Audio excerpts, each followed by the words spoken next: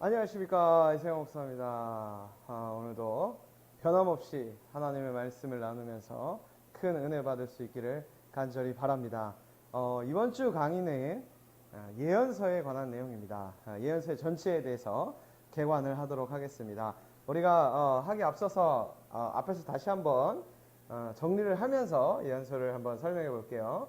처음에 이제 우리가 모세오경을 배웠습니다. 이제 창세기부터 해서 출애굽기, 레위기, 민수기, 신명기까지 이어지는 하나님의, 다시 한번 얘기하지만 언약의 말씀을 따라 지금 계속적으로 흘러가고 있습니다. 언약의 말씀을 따라서 그렇게 했을 때 이 언약의 말씀 가운데 신명기 말씀 가운데 우리가 역사서를 배웠는데, 역사서를 통하여서 무엇을 우리가 알 수 있었나요? 그렇죠. 하나님의 말씀에 순종을 하면 복을 받고, 불순종하면 저주를 받는다 라는 공식을 따라서 모든 역사가 흘러가게 되는 거죠. 근데 중요한 거는 이런 단순한, 정말 어떻게 보면은 너무나 단순하고 너무나 명확한 이러한 하나님의 말씀에 순종하면 복을 받고 불순종하면 저주를 받는다는 이 명확한 이 원리를 이 역사 가운데 여러 가지 상황 가운데서 많은 요소들이 복잡하게 얽혀서 작용을 하게 됩니다. 그것에 대해서 사실은 이 역사에 대해서 자세하게 계속 하나님께서 예언하신 것, 한마디로 이 예언자를 통하여서, 선지자를 통하여서 예언의 말씀을 계속적으로 주시고 있는 거죠. 여기 선지자를 통해서. 자, 그게 바로 예언서입니다. 선지자들이 예언한 거, 예언서죠. 그런데 그러니까 이런 거죠. 어떤 내 삶에 문제가 생겼어요. 어떤 선택의 기로나 선택을 해야 되는 문제나 여러 가지 이러한 일들이 복잡하게 삶에 엉켜져 있잖아요. 그러니까 무엇이 하나님의 말씀에 순종하는 것인가, 무엇이 하나님 말씀에 불순종하는 것인가, 사실 그걸 알아야 우리가 뭐 순종을 하든지 불순종을 하든지 알 거 아닙니까? 그죠?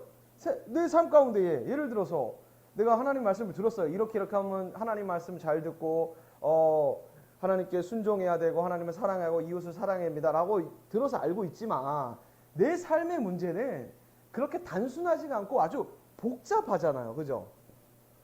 복잡하단 말이에요. 삶의 모든 복잡함을 어떻게 하는 것이 하나님의 뜻이고 그것에 순종하는 것인가, 이거를 해석해 줘야 될 거 아니에요. 해석을.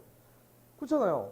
여러분들 이쪽으로 이렇게 공부하는 거, 이렇게 공부해야 되는 것과 이런 식으로 취업해야 되는 것과 이렇게 살아가야 되는 건가, 내가 이렇게 해야 되는 건가, 지금 내 상황에서 이렇게 하는 것과 이렇게 하는 것이 하나님의 뜻이고 이렇게 하면 하나님께 불순종하는 것인가, 이거를 해석을 할 수 있어야지 순종을 할 거 아닙니까? 그죠? 그거에 대해서, 그 구체적인 삶에 대해서 예언을 해주신 게 바로 선지자를 통해서 주신 예언의 말씀이라는 거죠. 그러니까 어떻게 보면 이 역사서 같은 경우에는 이렇게만 하면 너무나 간단하게 해결된 문제인데 왜 이렇게 역사 가운데서 하나님께 불순종하여서 저주를 받아 멸망을 당하게 되었는가, 이스라엘 백성들이. 그거에 대해서 이 예언서를 통해서 읽어보면 이 사람들이 정말 하나님의 말에 불순종했구나 라는 걸 알아요. 그러니까 한마디로 몰라서 안 한 게 아니에요. 그러니까 예언서의 내 삶의 이런 복잡한 것 때문에 그게 하나님의 뜻인지 몰랐습니다 라고 해서 불순종한 게 아니라는 거죠. 하나님께서 다 가르쳐 주셨음에도 불구하고 그것에 순종하지 않은 거죠. 그걸 예언서를 통해서 알 수가 있는 겁니다. 그래서 예언서를 바라보실 때 어떻게 하는 것이 삶 가운데서 하나님의 정말 뜻인가, 그리고 그 가운데서 왜 이들이 하나님의 뜻에 순종하지 않았는가를 살펴보는 것이 이 예언서에서 굉장히 중요한 관점이라는 거죠. 자, 그랬을 때 우리 그 예언서에 많은 선지자들이 나옵니다. 사실은. 그래서 간단하게 제가 표로 보여드리도록 하겠습니다. 자, 표를 보시면 아수르 시대 총 7명, 바벨론 시대 총 5명, 바사 시대에 총 4명입니다. 그런데 보면은 이 노란색으로 되어 있는 부분은 사실은 이제 특히 요나 같은 경우에는 연대를 잘 알 수가 없어요.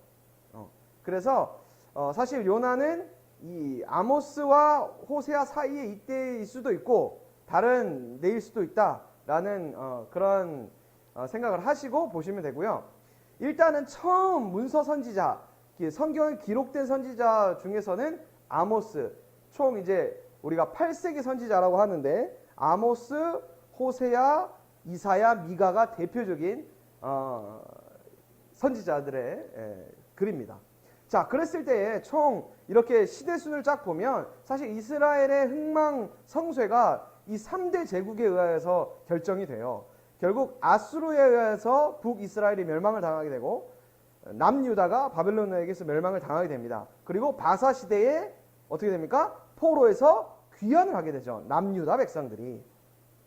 자, 이렇게 봤을 때 이제 연대를 이것을 보고 총 보시면 되고, 자, 여기를 다시 보시면 중요한 거는 이 모든 선지자들의 공통점을 찾아보는 게 중요하죠. 개관이니까.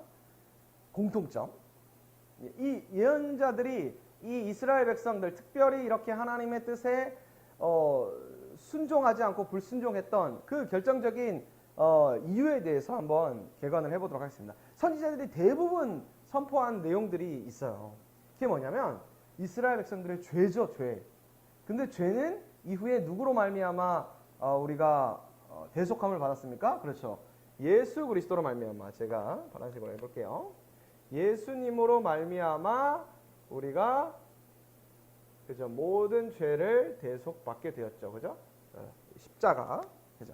자, 그랬을 때에 이들의 죄악의 여러 방면을 한번 설명해 볼게요. 왜냐하면 당시 상황이 어떤 특수한 상황도 있었지만 보편적으로 그 생활 전반부에 있어서 선지자들이 예언을 했단 말이죠. 잘못된 부분들을. 먼저는 뭐냐? 이 하나님과의 관계가 가장 잘못됐었죠. 그죠? 너는 나 외에 다른 신을 내게 두지 말지니라 하는 십계명의 말씀을 어기고 무엇을 잘못했습니까? 그렇죠. 우상을 숭배했죠. 우상. 그래서 사실은요, 이게 내가 우상을 섬기고 싶어서 섬긴 거라기보다는 하나님의 그 사랑에 만족함을 느끼지 못한 거예요. 그러니까 하나님이 나를 사랑하시고 내가 하나님을 사랑하는 그 관계가 어그러지다 보니까 우상을 찾게 되는 거죠. 왜냐하면 사람은 누군가에 의해서 이렇게 의지하고 싶어지는 영적인 존재이기 때문이에요. 체험을 받고 싶어하는. 그렇기 때문에 이 우상을 우리가 보통은 그래서 욕망의 투사라고 하죠. 자신의 욕망을 투사한 거죠. 그죠? 어떤 소원을 이루고 싶어하는 그 욕망을 우상에게 투여해서 얘가 이루어졌으면 하는 그 소망을 담은 것이 바로 이 우상을 섬기는 일인 거죠. 이거에 대해서 좀 강하게 예언했던 선지자가 바로 호세아입니다. 호세아. 하나님께서 얼마나 이스라엘 백성들을 사랑하셨는가. 하나님께서. 그래서 고멜이라는 그죠? 고멜이라는 호세아를 통해 호세아가 이 고멜이라는 이 어떻게 보면 이제 음란한 여자죠. 음란을 저지르는 그 여성과 결혼을 하라고 합니다. 이 결혼을 했더니 당연히 이 음란한 여인인 고멜은 당연히 우상에게로 가서 제사를 드리면서 음란한 행위들을 막 일삼죠. 결혼했음에도 불구하고. 그러니까 결국 이것을 통하여서 호세아가 하나님이 되는 거예요. 고멜이 이스라엘 백성들이 되는 거고. 그러니까 하나님이 너를 사랑해서 정말 음란한 여인과 같은 너희들을 출애굽하여서 사랑하였는데 너희는 다시 우상을 사랑하고 음란한 행위를 하는구나. 간음을 하는구나. 하나님과 마치 부부가 결혼하였는데 간음한 것과 같이 하나님과 사랑하는 사이였는데 다른 우상을, 다른 신을 사랑해요. 이거에 대해서 강하게 얘기하는 거예요. 그러니까 하나님과의 관계가 어그러진 거죠. 첫째로 잘못된 것.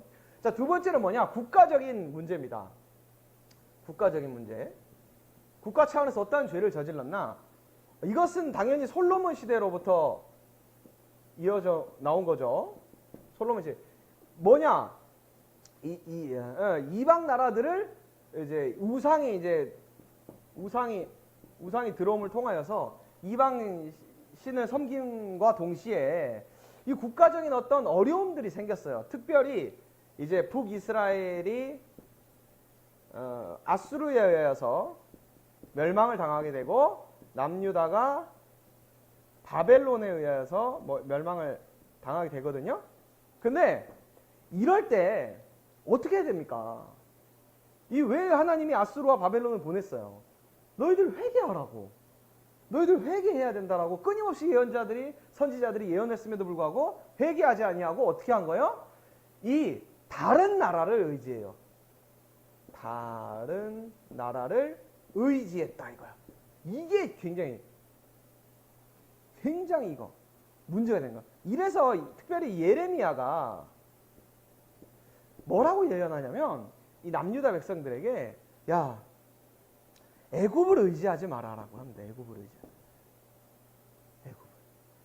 그러니까 지도를 잠깐 그려보면 이스라엘이 이렇게 있고 이 북쪽으로는 이 바벨론이 형성되어 있습니다. 큰 나라로 강대국이.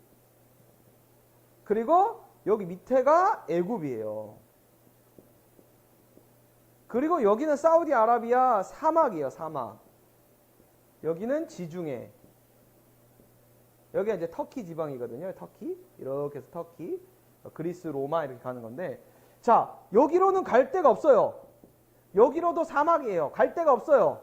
결국 이 두 큰 나라들은 자신의 영역을 넓히려면 바벨론은 밑으로 내려가야 되고 애굽은 위로 올라가야 돼요. 그래서 싸울 수밖에 없는 지리적 조건이 있어요. 근데 하나님은 이 땅을 약속의 땅으로 주신 거예요. 왜? 왜 이 땅을 내줄까? 이런 안 좋은 땅 아니에요? 그러면 우리나라도 마찬가지죠. 북으로는 중국과 러시아가 있고 이쪽 밑으로는 해양 쪽으로는 일본이 있고 그러니까 맨날 우리는 가운데서 싸움의 장소가 되는 거예요. 강대국들 사이에 끼어가지고. 똑같아요. 바벨론과 애굽의 사이에 끼어있는 이 땅을 하나님께서 약속의 땅으로 줬다는 게 중요한 의미가 있어요. 근데 이걸 주시면서 어떤 하나님의 의도가 담겨 있냐면 바벨론도 의지하지 말고 애굽도 의지하지 말고 오직 누구만 의지하라고요? 하나님만 의지하라고 이 땅을 주신 거예요. 그러니까 천국은요. 좋은 땅이 아니에요. 열매가 많이 맺고 내 삶이 풍부해지고 내가 정말 부자가 될 수 있는 그러한 삶이 천국의 삶이 아니라 하나님밖에 의지할 수 없는 곳이 바로 천국이라는 거예요. 하나님이 그런 삶을 살기를 원하신다라는 거예요. 그래서 이 멸망당한 이유가 결정적인 이유 두 가지 중에 하나예요. 다른 나라를 의지했어요.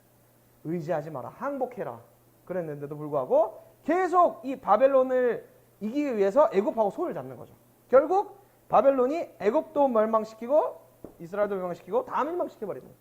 왜냐? 하나님이 보내신 거기 때문이죠.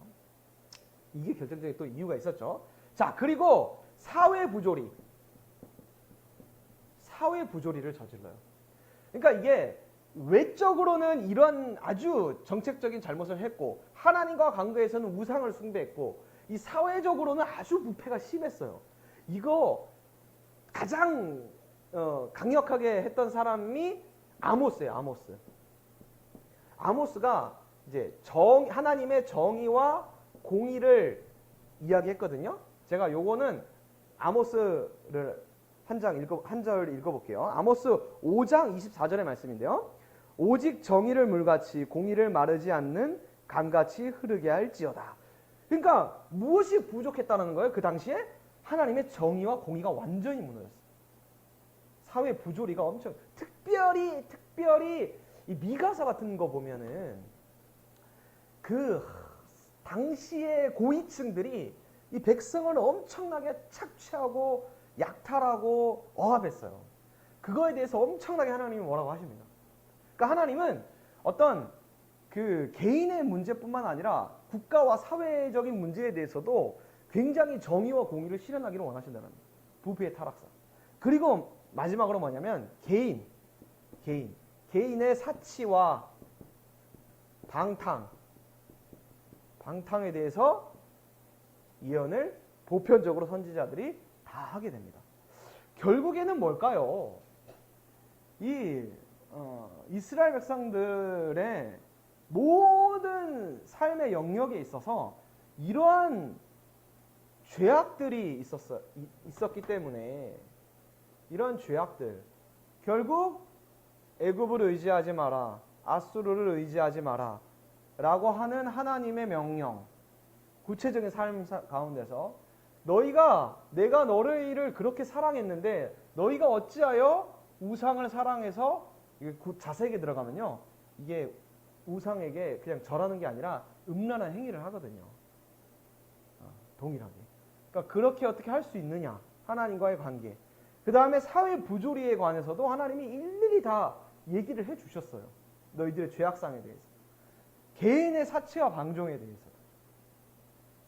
그러니까 하나님의 뜻을 해석하지 못하고 몰라서 죄를 지은 것이 아니라 그들이 하나님의 말씀을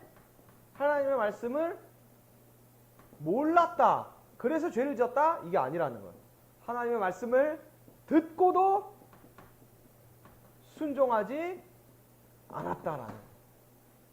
여러분 마찬가지예요. 하나님께서 여러분들의 삶 가운데에 계속적으로 말씀을 통하여서 이런 것들을 사인을 주시고 알려주시고 마음의 양심의 가책과 모든 것을 통하여서 다 주시고 있음에도 불구하고 여러분들은 그 사인을 무시한다는 거죠.